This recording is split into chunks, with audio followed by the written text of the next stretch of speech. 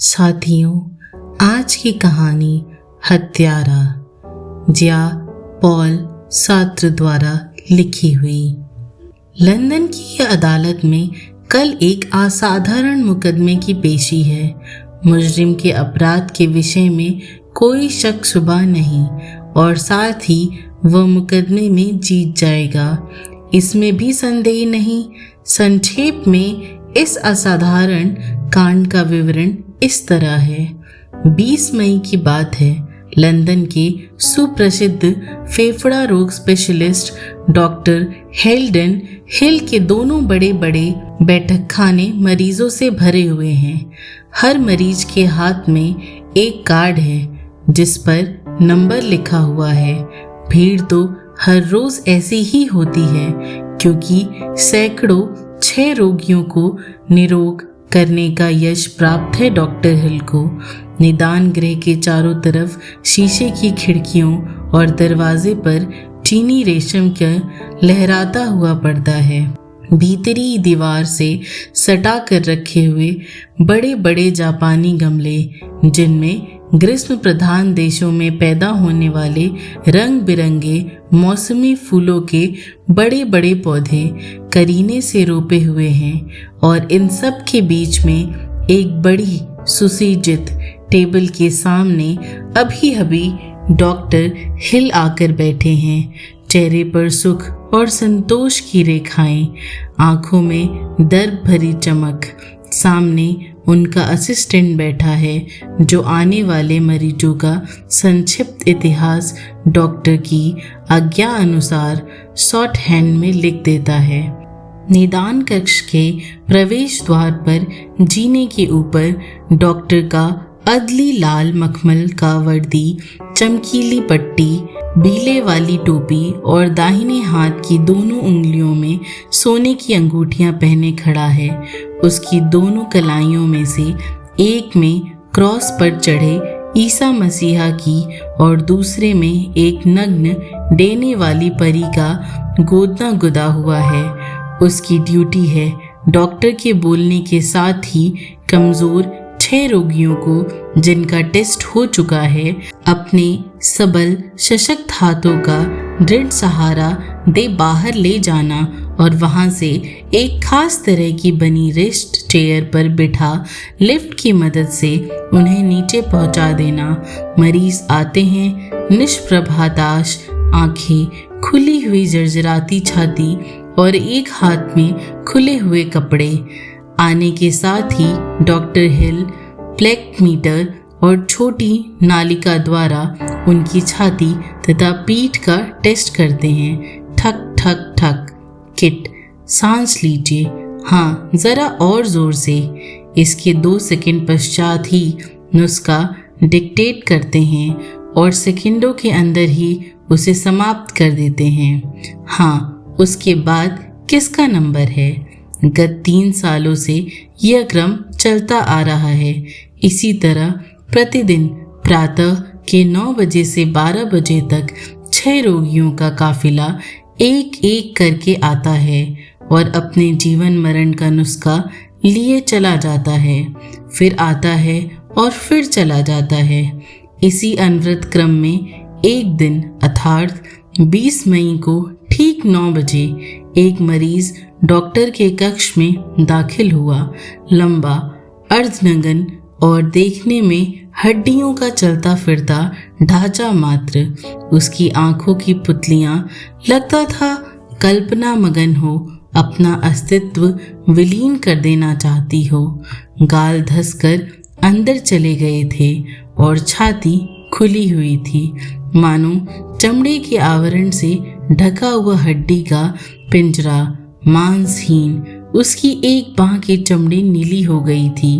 वह लंबे पांवों से कांपते हुए डग भरता आया। गमले में लगे एक जापानी फूल पौधे की सशक्त डाली पकड़ खड़ा हो गया और जोर जोर से खांसने लगा। खांसने के साथ साथ ही उसका सीना उठने बैठने लगा। वह अब मरा तब मरा। खांसी का दौर क्षण भर को शांत होते ही अडली ने उसे लाकर डॉक्टर के सामने बिठा दिया। नियम अनुसार संक्षिप्त परीक्षा करके डॉक्टर ने निराशा भरे स्वर में कहा, ना कोई उम्मीद नहीं। पूरा बायां फेफड़ा बेकार हो चुका है और दाएं का भी वही हाल है। रोगी ने कंपित स्वर में कहा, डॉक्टर क्या कोई उम्मीद है? उसके स्वर से लगता था जैसे उसे संसार में अभी बहुत कुछ करना है और मात्र बच जाने भर से ही वह संभव है। इसके बाद और किसका नंबर की आवाज के साथ अर्दली आकर मरीज को ले जाने वाला ही था कि मरीज के भय विजड़ित चेहरे की तरफ देख अपने दोनों भवों के मध्यम के रोमहीन हिस्से को बधी मुट्ठी से हल्की ठोकर देते हुए मुस्कुराहट के साथ विशेषज्ञ डॉक्टर ने कहा, जीने का बड़ा मोह है। आप क्या बहुत दौलतमंद हैं? मरीज को मानो बल मिला। उसने अपने धसे हुए नेत्रों को सब प्रयास विस्तारित करते हुए अश्रुद्ध स्वर में कहा, हाँ डॉक्टर, मैं करोड़पति हूँ, धन की कोई कमी नहीं। तब आप एक काम कीजिए। डॉक्टर ने चेयर पर जरा उठने का स्वभाव दिखाते हुए कहा, आप इसी एम्बुलेंस गाड़ी से सीधे स्टेशन चले जाइए। वहाँ से 11 बजे वाली एक्सप्रेस से जाइए डोवर और वहाँ से जहाज से कैलेस, फिर मासाई, वहाँ से गर्म स्लीपिंग कार में नाइस जाइए। बस वहीं आप रहिए और 6 महीने तक रोटी, शराब, फल, मांस आदि कुछ नहीं, केवल वाटर क्रैश लीजिए। एक दिन के अंतर से चम्मच भर वर्षा जल में 2-4 बूंद आयोडीन भी मिलाकर पिया कीजिए। देखिए, वाटर क्रैश के सिवा और कुछ नहीं। भली बाती इसको जानकर, हाँ, मैं आपको ज़्यादा उम्मीद तो नहीं दिला सकता, एक चांस भर ही समझिए। इस अंदाजी चिकित्सा का नाम मैंने बहुत सुन रखा है, पर इससे अच्छा होना मुझे असंभव ही लगता है। फिर भी आपको कह रहा हूँ, जो करके देखिए। संयोग है, अगर अच्छे हो गए तो ठीक ही है, नहीं तो और क्या आजमाइए। दुनिया में कई बार असंभव भी संभव हो जाता है।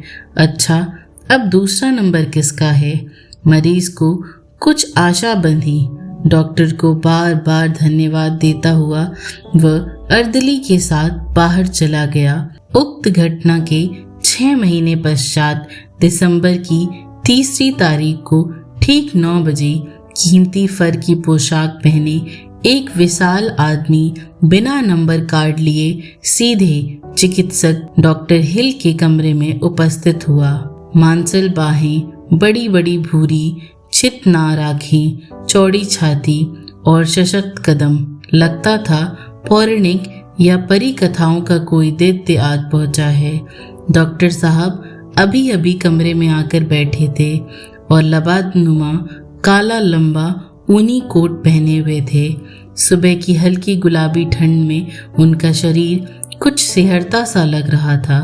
उक्त आगंतुक ने आते ही अपनी सशक्त बाहों से बच्चे सा उन्हें उठा लिया और नेत्र उनका दृढ़ आलिंगन करते हुए हरे आवरण वाली आराम कुर्सी पर बिठा दिया। डॉक्टर हिल की हालत उस वक्त बिल्कुल निर्जीव सी हो रही थी। लगता था उनकी सांस ही बंद होने वाली है। उक्त आगंतुक ने डॉक्टर को अपनी तरफ देखते हुए पाकर ऊंचे स्वर में निवेदन किया, कितना चाहिए आपको? 20 लाख? 30 लाख? डॉक्टर मौन ही रहे। उनकी समझ में कुछ नहीं आया। वह कहता गया, मैं आपकी ही वजह से आज सांस ले रहा हूँ। आज आप ही की वजह से मैं पृथ्वी के समस्त आनंदों का उपयोग करने में समर्थ हो सका हूँ। डॉक्टर, मैं अपने जीवन के लिए आपका ऋणी हूँ। आप मेरे जीवन दाता हैं। बोलिए, जो बोलिए, मैं आपकी सेवा के लिए तैयार हूँ। निसंकोच मांगिए, मेरे पास दौलत की कमी नहीं। अपना सब कुछ देकर भी मैं आपको ऋण नहीं चुका सकता। फिर भी जो हो सके वह करने के लिए मेरा दिल व्याकुल है। डॉक्टर, आदेश दीजिए, जो भी आप चाहें। क्षण भर बाद स्वस्थ होते हुए डॉक्टर ने अर्दली की ओर मुखातिब होकर कहा, यह कौन पागल आ पहुंचा है, इसे निकाल बाहर तो करो। अरे ना ना, कहकर उस आदमी ने योद्धा की भांति इतने जोर से टेबल पर मुक्का मारा कि अर्दली जहां का तहां खड़ा रहा, उसकी तरफ देखने लगा। उसने फिर कहना आरंभ किया, डॉक्टर, आप मुझे पहचान नहीं पा रहे हैं। मैं झूठ नहीं बोलता। दरअसल आप मेरे जीवन रक्षक हैं। आप ही ने मुझे मौत के मुंह से बाहर निकाला है। मैं वही आदमी हूँ जिसे आपने नाइस भेजा था और केवल वाटर क्रैश सेवन करने की आज्ञा दी थी। मैं वही अभागा नर कंकाल हूँ जिसे आपने कहा था कि दोनों फेफड़े बेकार हो चुके हैं। नाइस में वाटर क्रैश और सिर्फ वाटर क्रैश पर मैं इतने दिन रहा हूँ। फलस्वरूप आज मुझे आप इस रूप में देख रहे हैं और यह सब आपकी चिकित्सा का प्रभाव है। और नहीं यकीन हो तो ये देखिए, कहकर उसने अपनी छाती पर जोर जोर से मुक्का मारना आरंभ किया। निश्चय ही उस मुक्का प्रहार से किसी के भारी हाड़ पंजर ढीले हो सकते हैं, पर उसकी वृद्ध छाती पर जैसे कोई असर ही ना पड़ा। कुछ क्षण डॉक्टर आवाक रहे, फिर उसकी तरफ ध्यान से देखकर अचानक ताज्जुब में खड़े होते हुए बोले, क्या आप सचमुच वही करोड़पति हैं जिसे? हाँ डॉक्टर, मैं वही हूँ, उसने उच्च कंठ से कहा। कल ही मैं जहाज से उतरा।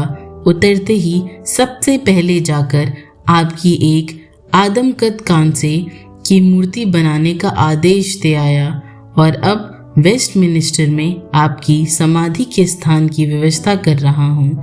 इतना कहकर वह तपाक से एक बड़े सोफे पर बैठ गया। उसके बैठने से सोफे की स्प्रिंग मचमचा उठी। कुछ मिनट तक डॉक्टर उसकी तरफ शोधन दृष्टि से देखकर कुछ तलाश करते रहे। फिर सचिव और अर्दली को कुछ कहा। वे दोनों बाहर चले गए। डॉक्टर उस आगंतुक की तरफ उदास, गंभीर, बेधक और कुछ क्षणों तक चंचल दृष्टि से देखते रहे और तत्काल गंभीर दृढ़ मुद्रा बनाते हुए उन्होंने आगंतुक के चेहरे पर दृष्टि गड़ाकर कहा, आपके कपाल पर एक मक्खी बैठी है, उसे उड़ा दूं? इतना कहकर डॉक्टर ने झुककर अपना जेबी रिवॉल्वर निकाला और दनादन आगंतुक की धमनी पर 3 वार किए। क्षण मात्र में विशाल कपाल रेखाएं रक्त के फव्वारे में विलीन हो गईं और वह आदमी वहीं सोफे पर ढेर हो गया। कुछ देर उसने हाथ पैर छटपटाए और फिर निष्पंद। डॉक्टर यह सब भाव से देखते रहे। उनके चेहरे पर कई भाव रेखाएं बनी और मिटी, पर तृष्णा भाव यथावत रहा। उसके पश्चात उन्होंने अपना सबसे तेज नस्तर का चाकू लिया, उसका प्रशस्त कलेजा चीर डाला और फेफड़ा निकालकर अपनी टेबल पर जा बैठा। थोड़ी देर के पश्चात जब दरोगा डॉक्टर को अपने साथ चलने का वारंट लेकर आया, उस वक्त वे बड़ा लेसवाना यंत्र लेकर रक्त रंजित मानव पर वाटर क्रैश के प्रभाव की प्रतीक्षा कर रहे थे।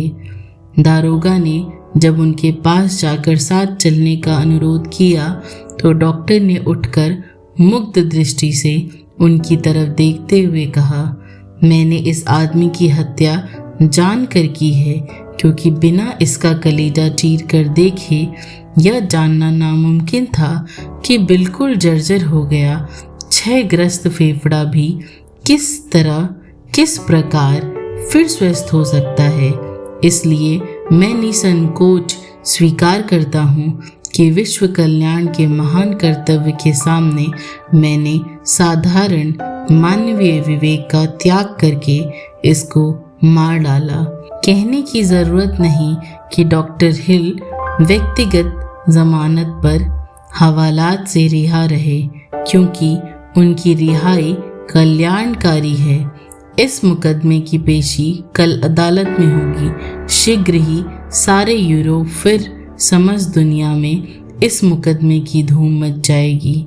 जहाँ तक हमारा विश्वास है, इस तुच्छ अपराध के लिए उस महान मानव कल्याणकारी डॉक्टर हिल को न्यूगेट के फांसी के तख्त पर नहीं जाना होगा। कल के मनुष्य के प्रति गंभीर प्रेम और उसके लिए आज के एक मनुष्य के तुच्छ जीवन की हत्या, इसे अपराध नहीं मानने वाली दुनिया के महाप्राण वैज्ञानिक चाहे जिस प्रकार हो, डॉक्टर हिल के अमूल्य जीवन को बचाने के लिए अपनी तरफ से कुछ नहीं उठा रहेगा। धन्यवाद।